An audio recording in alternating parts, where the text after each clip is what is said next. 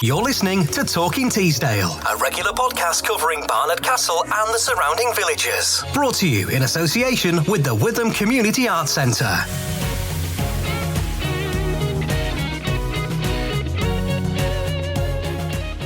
And welcome along once again to the Talking Teesdale podcast. I'm Stuart Laundy. And I'm Jane Woodward. Now, before we go any further, just have a listen to this. Right.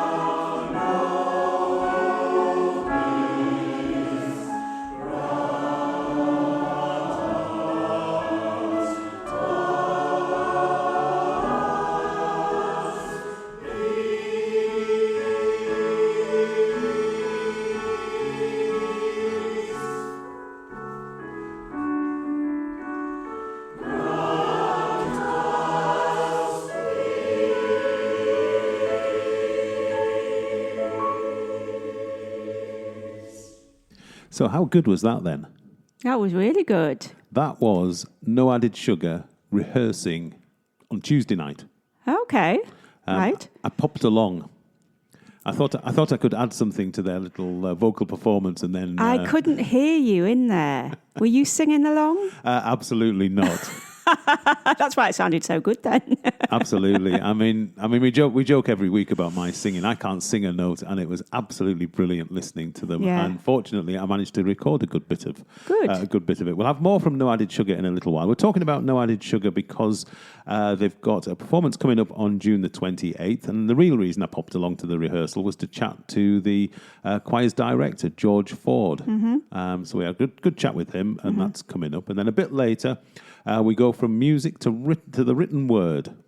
Right. Teesdale is home to a few writers' groups, or writing groups as well. There is a difference, I found out. Is there? Because I popped along to Teesdale Writers, who are a fairly recently established group. I don't know anything about that. And I discovered the difference between a writing group and a writers' group. Okay, so we'll find out more, will we? Absolutely. So that's what we've got coming up on this week's show, along with a quite interesting announcement of somebody coming up later in the year. Yeah, that's right. Money for nothing. Yes. And your chicks for free. But no, it's not, before we go any further, no, it's not Mark Knopfler. No. If only. It would have to be a huge favour and somebody that he knew to get him to come along to the Witham. But more on that later on. Yeah. And we might very well play a bit of Dire Straits music to play out with tonight. Yes. See if people can guess who it is that's coming. On with the show. Hi, I'm the one and only Josh, the man, the myth, the legend, and you are listening to Talking Teesdale with Stuart and Jane. Now, if you like a good choir, then you're spoilt for choice at the Witham over the next couple of weeks. Coming up on Saturday, June the 28th, we've got No Added Sugar, and then on Saturday, the 5th of July, St Mary's Community Choir and friends will be taken to the stage. I've been out and about finding out more about both choirs, starting this week with No Added Sugar. And when I spoke to musical director George Ford, I found it was a real family affair. It was founded by his mum, Jane. So I'm with George Ford, who is the conductor? Yeah, musical director. Musical director of No Added Sugar. George, welcome to the podcast. Oh, thank you very much. It's lovely to be here. I think the best thing you can do to start with is give us a little potted history of No Added Sugar, what the choir's all about. Okay, so the choir is a community choir that started nearly 20 years ago. Actually began by my mum. It started at Teesdale School And in the beginning was essentially all the students that she taught at Teesdale School, plus a few staff members as well. Then it was opened up to the community, and 20 years on, we're here. We've got 60 plus members, all from the community. We now don't rehearse at Teesdale, we rehearse at Gainford Village Hall instead. And the name, No Added Sugar, comes from where she was asking me and my brothers one day at breakfast, I've got this choir and I need to figure out a name for it. So we were sat reading the breakfast cereal boxes as we do, giving our best responses. One of the contenders, but not quite there, was my brother's, which was May Contain Nuts. Unfortunate because it was all women at the time. But my suggestion, actually, ironically enough, of No Added Sugar, she quite liked, and it stuck. So that's how we got the name. So how long have you been musical director? When did you take over from your mum? So I took over 3 years ago when she came to me and said, look, George, I wanted to fulfill a lifelong dream of moving to Scotland. Always been a dream of hers. But she said, one of the things is, I've got this amazing choir, as you know, No Added Sugar, and I can't leave it as it is. So would you take it over? Would you do this for me? And I said, yeah, absolutely. So here we are, 3 years on. Cool. And what's your sort of musical background? Do you have a musical background? Yeah, well, as you can imagine, having a choir director for a mum means you can't really get away from being musical. But yeah, so I studied music at university. I'm a music teacher at Barnard Castle School. I'm actually in September going to take over the director of music role there as well. So yeah, I've got a musical background. We've had singing in our family all our lives, and my dad's a singer as well. So yeah, very, very musical background. So it's only natural that I'm here doing music for a job and running a choir as well. Just moving on to the show that you're doing at the Witham at the end of the month, Midsummer Melodies. What sort of thing can we expect? Oh, so you can expect a real variety of choral music. Some classical music, some more contemporary music, some original arrangements that I've done for the choir, some particularly challenging music that we've really kind of pushed ourselves with. And yeah, just a real variety of songs, along with some solo numbers and some smaller groups as well. Cool. It's a community choir, but from what I remember, from when I've seen you in the past, the standard is good. So I'm guessing the singers that you attract, they're pretty much on the money. Well, they are, in the sense that we're very lucky. We've got some wonderful singers. But I do maintain that it's a community choir. So some really big things for me are that you don't need to audition to join. You don't actually have to read music to join. We're just very lucky that some people, even if they don't read music, they're very great at picking songs up. They've got beautiful voices. And mainly, I think it's just we've got such a great environment in rehearsals and in concerts that everyone wants to give their best. And we seem to have just grown from strength to strength. So you've got the concert at the Witham. Any other plans for the summer, the autumn, later in the year? So that will be us for the summer, actually. That rounds off our summer season, which is very nice. So it's a lovely place to... we do love performing at the Witham, and it's a lovely place to kind of culminate our summer season. And then following my school holidays, we break up for the summer, as it were. And then back in the autumn, and then straight away, dare I say it, we'll be practicing Christmas music already, ready for our big Christmas concert. We have a particularly big one towards the close to Christmas Day at the Bowes Museum. So we'll be practicing for that. Brilliant stuff. George, thanks very much. Thank you very much. And a reminder that you can see the fabulous No Added Sugar at the Witham on Saturday, June the 28th. The show starts at 7 o'clock. Tickets are just £10. You can get them from the website, www.thewitham.org.uk, or you can call the box office on 01833 631107. In the meantime, let's have a listen to another piece that I recorded when No Added Sugar were rehearsing the other night.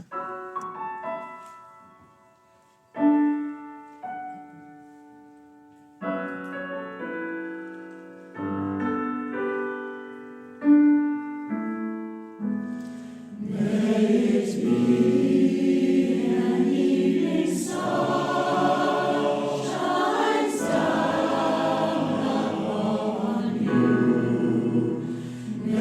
it be that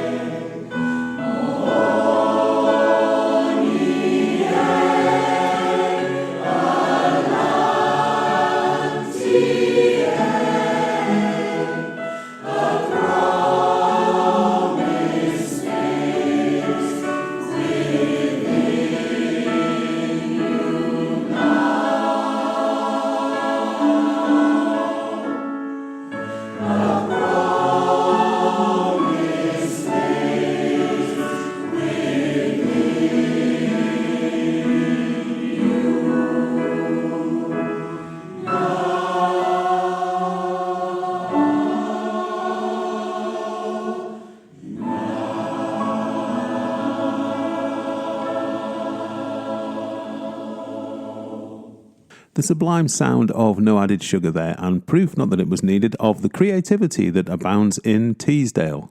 And on the subject of creativity, those who enjoy putting pen to paper are well catered for across Teesdale with a number of writing groups.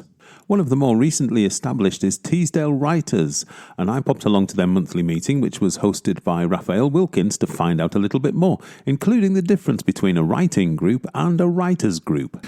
So we're chatting to Raphael Wilkins from the Teesdale Writers group for this week's community spot on the podcast. Raphael, welcome along. Thank you very much. I welcome this opportunity. That's good. So perhaps the best thing to do is just tell us a little bit about the writer. It's a writers group, not a writing group. That's right. A writers group, we support each other informally. Each member of the group is working on their own writing projects. And the way we support that is by taking an interest in each other's writing, offering feedback if people wish to share extract sections of their writing. We discuss, we know the trials of the writing process and talk about those and how to manage some of that. And we generally support the process and celebrate each other's successes. So how did you come to be? How did you all find each other?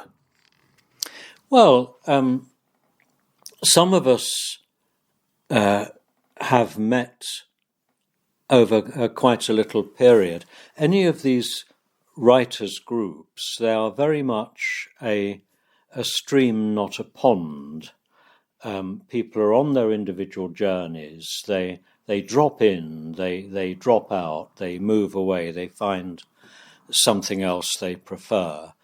So it's a very fluid situation, but this particular phase, as Teesdale Writers, is still fairly new. Around about Easter, we badged ourselves in that way and reset our objectives.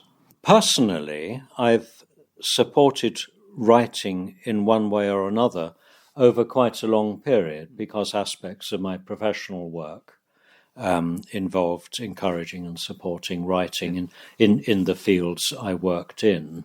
Everything from helping professional people write articles in the specialised press to supervising students to produce their PhD theses. So I'd had some background in the ways of gently supporting the writing process. Yeah. And what we do here is have a very wide range of genres. Personally, I'm largely non-fiction.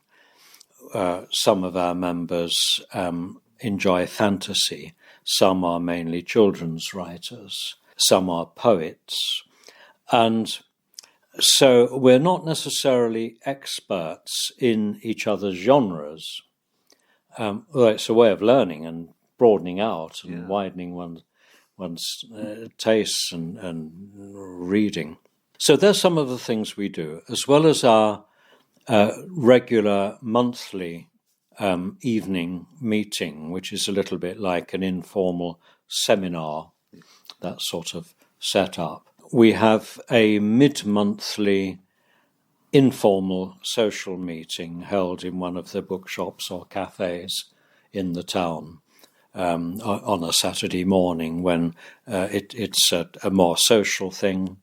What would you say is the benefit of, if you're working on a project, what's the benefit of sharing it with the group? Mainly because writing is a very lonely process, and a lot of the people who join a writers group are working on their first significant project. They have an idea for a book or a collection of writings on a particular theme, but they've not really done it before. They've certainly not taken it through to anywhere near publication.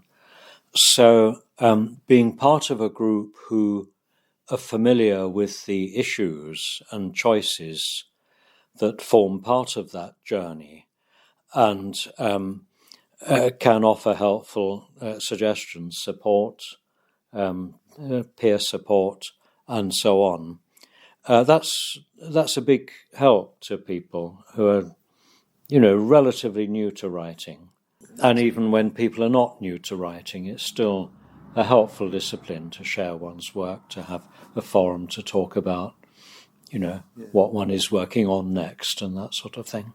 So if somebody is beavering away at home on their own, would they? Is this a sort of group that welcomes new people, new writers along to the monthly meetings? Absolutely, that's meat and drink to us. It's lovely having new people coming in, talking about what they're working on, becoming part of our little community. The main method we use, if I had to put a name to it, it's supportive, non-directive peer coaching. This is what we offer each other. That comes with a high level of confidentiality. There are methods we use to share work so that people feel comfortable about sharing their work, and protocols we use for how we give feedback, and to keep it all very positive. But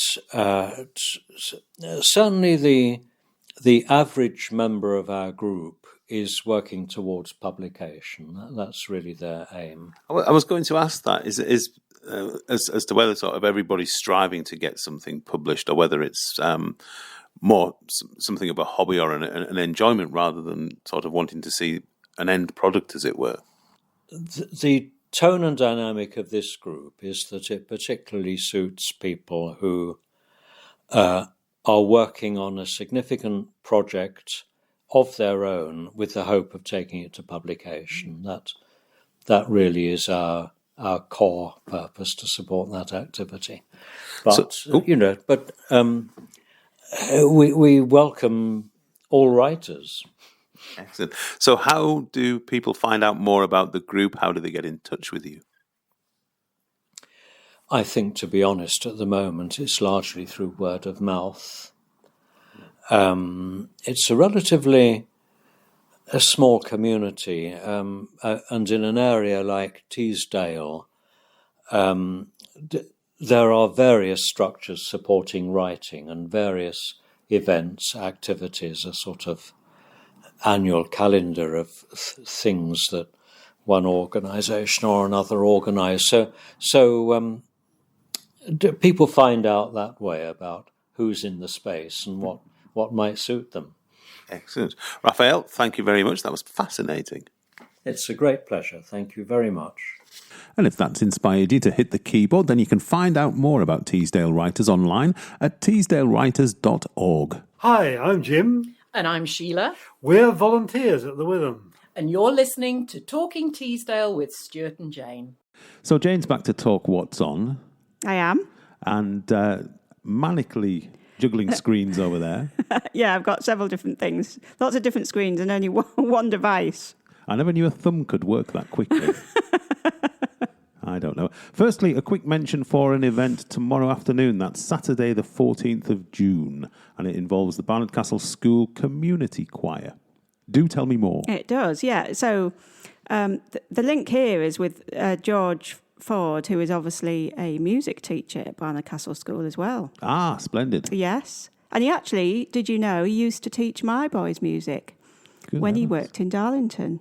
So small world and all that. Absolutely. Right, then we better give George his plug. Yes. So Barnard Castle School community choirs have their summer concert. It's at 7:00 in the evening at St Mary's Church. That's the parish church. That's the parish church, yeah.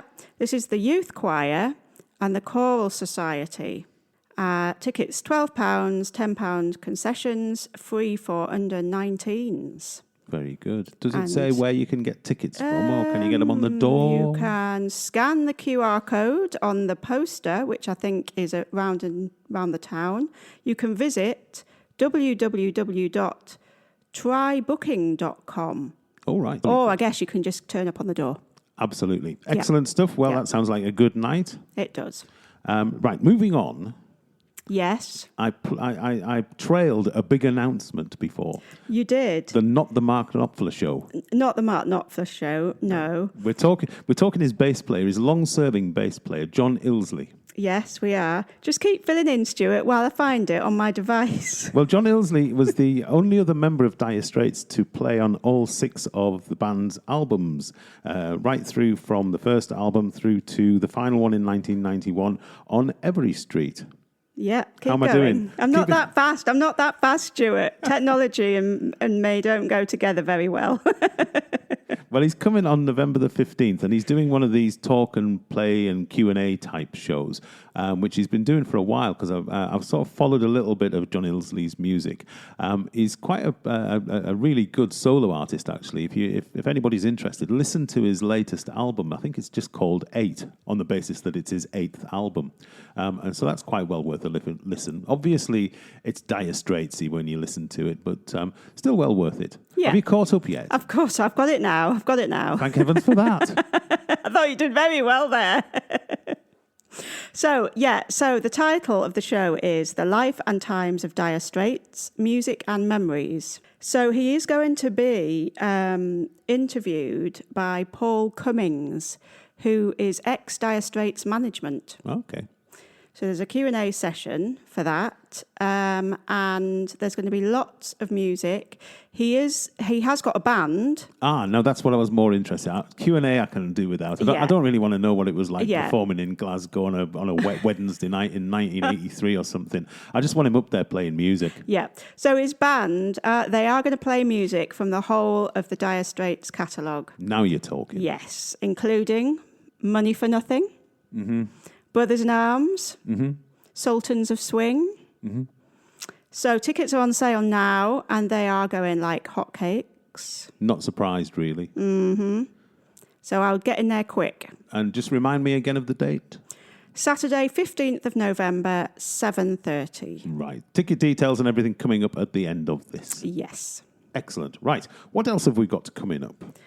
We should give a little mention to the Witham Youth Theatre. We should, yeah. Who are taken to the stage on Thursday and Friday next week with their interpretation of Shakespeare's The Tempest. If you want to find out more about that, Ollie Smith was our guest on the podcast last week.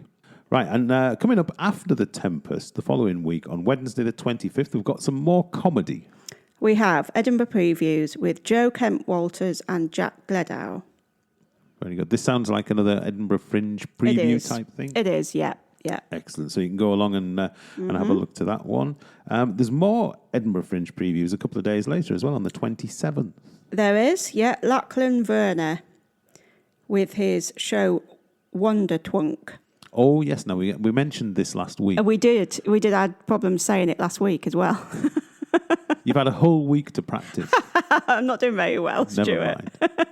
All the more reason to go along and find out what it's all about. Exactly, yes. And we also have a film coming up. We do, Honora, which is the Oscar winner that you'd never heard of, Stuart. Still haven't heard of it.